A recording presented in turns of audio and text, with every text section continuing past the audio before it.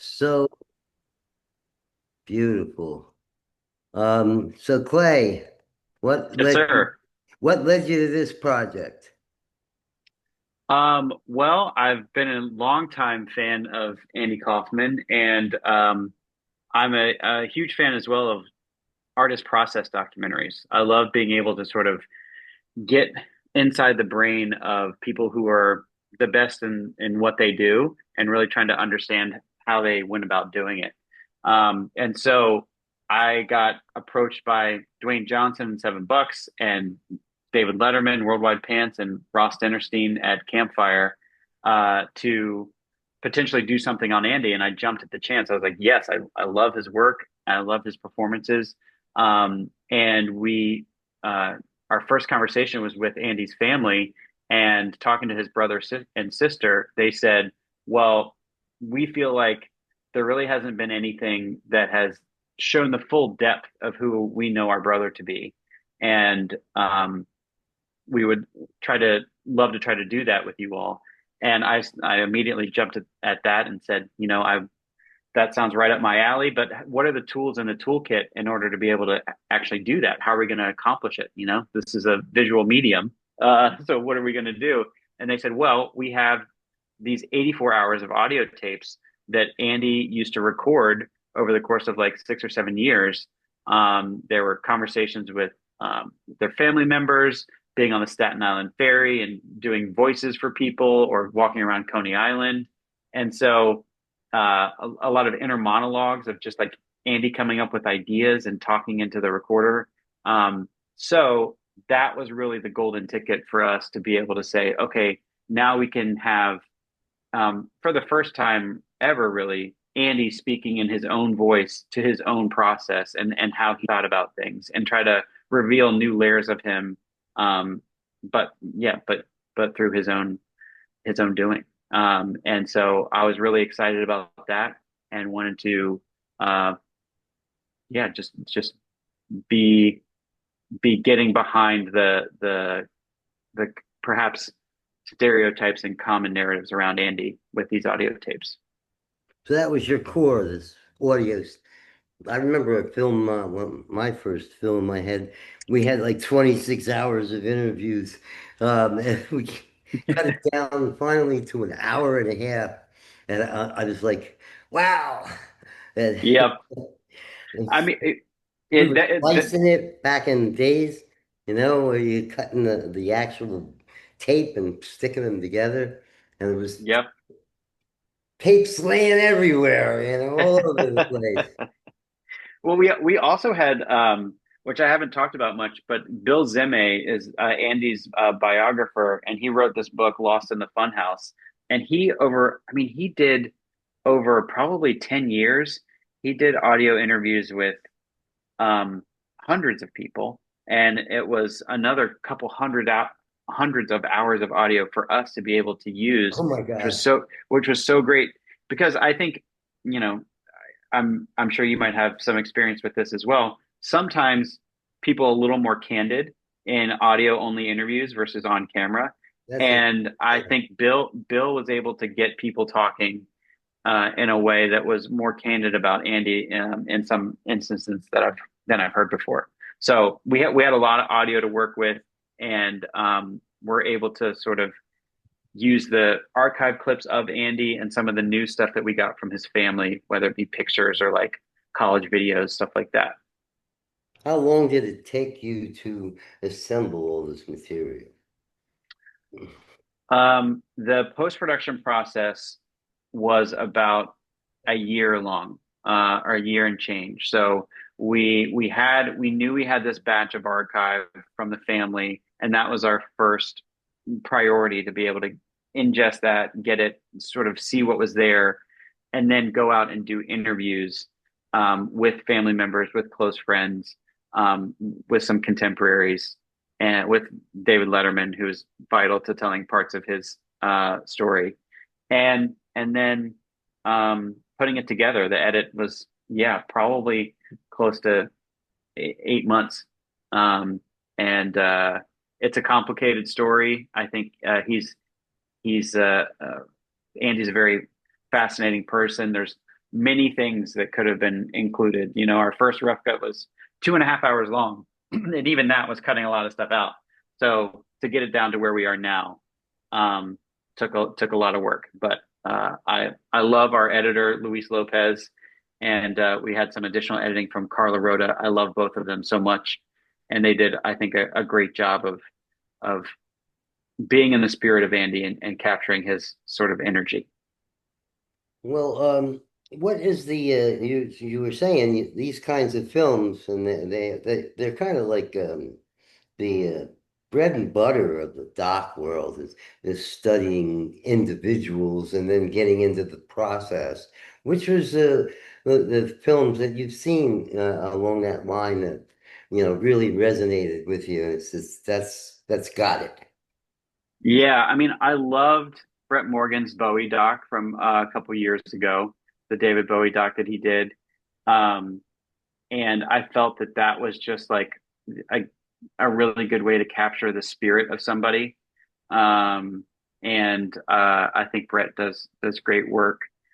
That Um, with him all the way back when he did On the Ropes. oh Uh, my gosh. Yeah. it took over and people said, wow, I haven't seen anything like that.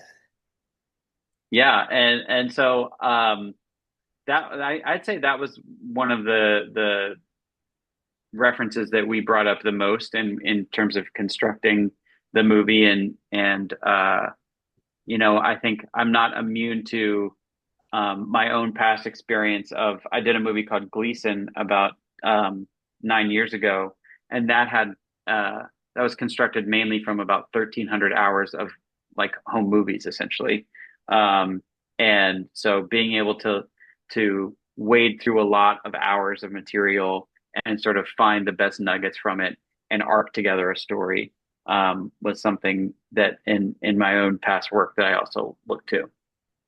Well, Gleason, you're talking about the legend, Gleason. And so that's two comedians. And Oh then no, what not else do you no, I was mean? talking about Steve Gleason. That was a football player. Ah, all Yeah, right. yeah. Not Jackie Gleason. Ah, so it would have been because then had a whole career of comedian documentaries. And they don't need to be funny. They were already funny. Uh, That's right. so how did you decide your festival approach with this film? Uh, where are you from originally? So I'm originally from Charlottesville, Virginia, but I've been out in Los Angeles for 20 years. I moved out there right after college, and but for this movie, I mean, I'm so thrilled that we are premiering here in Tribeca. Andy and his, you know, he was born and raised in Great Neck in Long Island, and he was, you know, just sort of started his career in the city, going to Catch a Rising Star. A lot of his early stand-up stuff was here in New York, so it just felt like the most appropriate place to first show this movie to this community, to New York City. It's so like baked into to Andy's DNA and to his family's DNA that yeah, just excited to be showing it here. Are you still watching Saturday Night Live? There are people that are addicted to it. I have a partner. I mean, Well, you can't do anything when that show starts. It's I that's mean, listen, before. I grew up. I was born in '81, and you know, I feel like I come from a family that loves stand-up comedy. My dad, in particular, would watch it all the time, and we watched SNL like every week growing up. And that was when I was real little. Those were the times of like uh, um, Eddie Murphy a little bit, and you know, but the my teenage years were like the prime like Mike Myers and Dana Carvey. I still watch SNL to this day. I've watched it pretty much my whole life, and I think it's still some of the best breeding ground for the best comedy in the country. There's something about doing something live. Have you ever done on air or anything like that?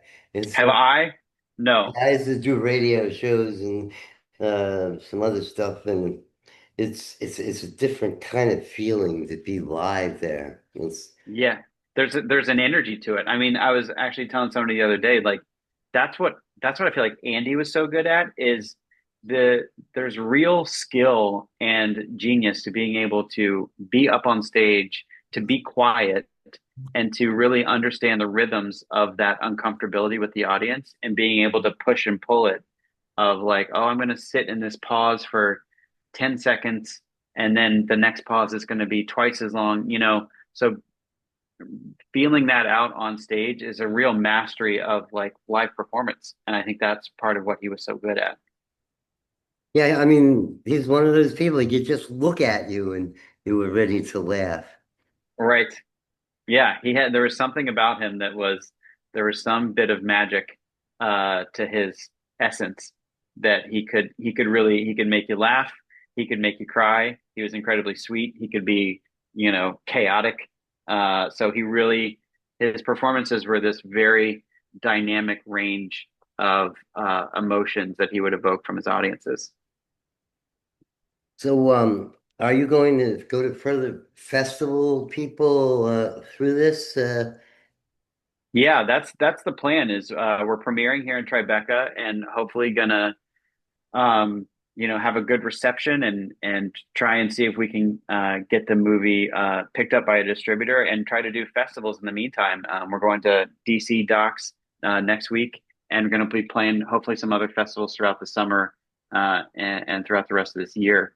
But that's the old game, like tried and true way of making these kinds of films. You make it and then put it out in the world and see if it can strike a chord with somebody.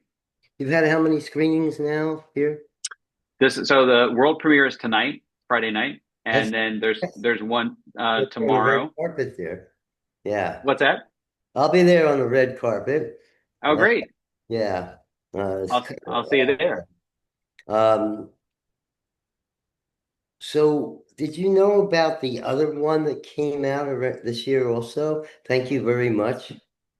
Yeah, I knew about it, and it's not an uncommon thing in the documentary space to have projects that are overlapping in some way. But yeah, we were aware.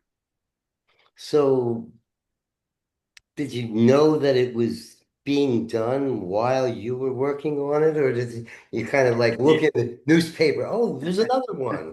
No, we knew it was being made, and it's funny. I asked everybody that I interviewed for the film, just because it seemed appropriate in some way because Andy was so meta. I asked every interviewee, what would you think Andy would think of the fact that there are two documentaries being made about him at the same time, and most everybody said they thought he would love it. Yeah, So you could throw them off against each other. That he seemed to be good at that.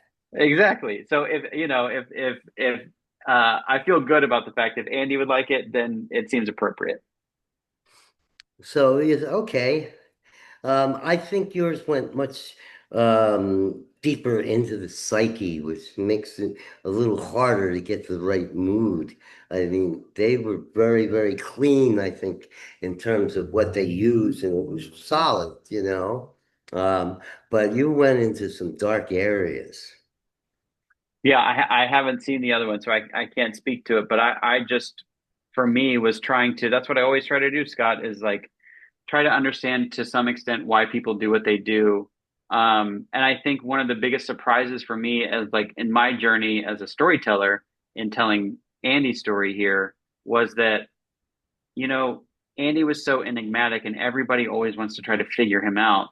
But I think at the end of the day, maybe it's okay to not figure everything out about everyone all the time, and I appreciate you saying that the movie was, digging deep and finding new layers to him. That's certainly what I like to try to do, but I don't want to like be the absolute moral authority or like the definitive like this is exactly who Andy was all the time because humans are complex and we all have different sides to ourselves, and I think Andy, um like there's a shot that I put in the very beginning of the movie where he's on this his pilot for his TV show and he pulls down this whiteboard and it says whatever is unknown is magnified.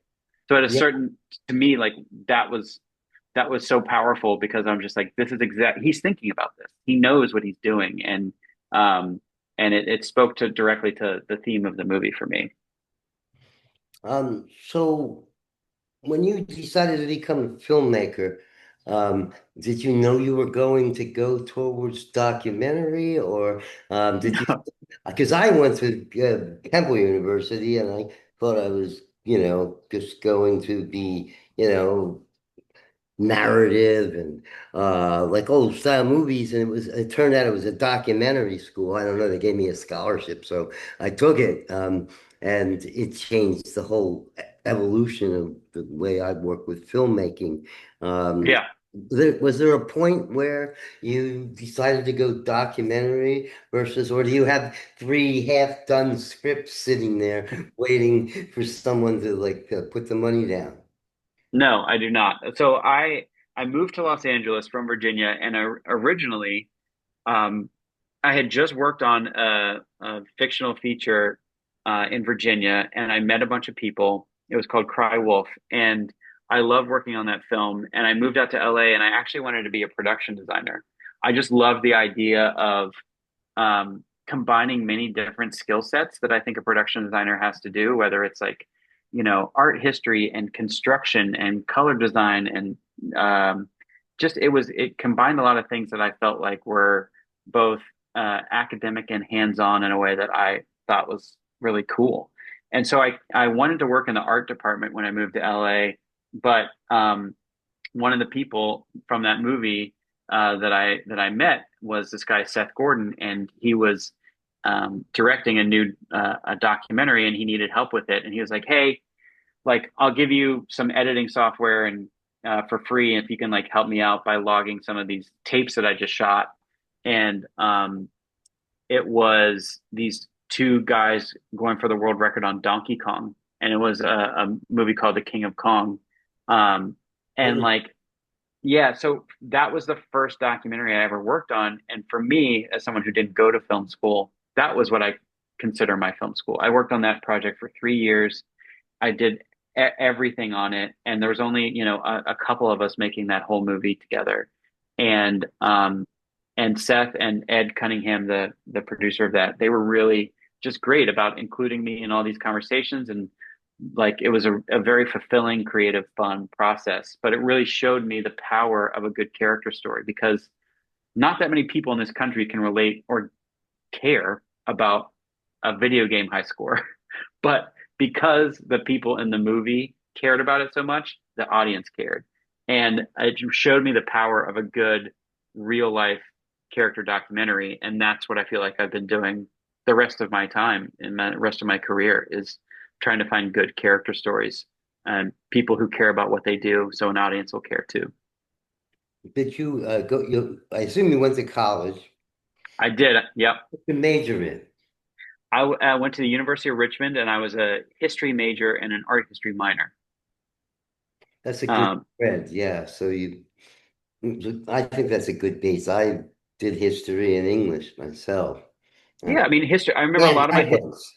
a lot of my history professors were, always preaching to me about like critical thinking. You're looking at these old documents, you're looking at um, sort of firsthand sources and trying to put together a story about what happened or what could have happened, and trying to analyze it. So it's a lot of like critical analysis really as a history major. In studying history, to me, I kind of came the thing that I got the most in terms of understanding was if something happens in the world, it seems like it needs three or four things going in the same direction. Did you ever have, that kind of feeling? That's where suddenly you're getting closer to truth because of that fact that somehow these things have all come together and then something goes forward. I mean, that's an interesting perspective, Scott. I have never really thought about it like that. For me, I always tried to, even then in college, try to understand multiple different perspectives because I was aware even then at the bias of one person's viewpoint on any particular event. And so, like Thomas Jefferson's letter to somebody in early 1800s is only as good as how what the psychology of Thomas Jefferson was at that time. You know what I mean? So really, like trying to get multiple viewpoints on any given historical event that was happening was something that I was already thinking about then.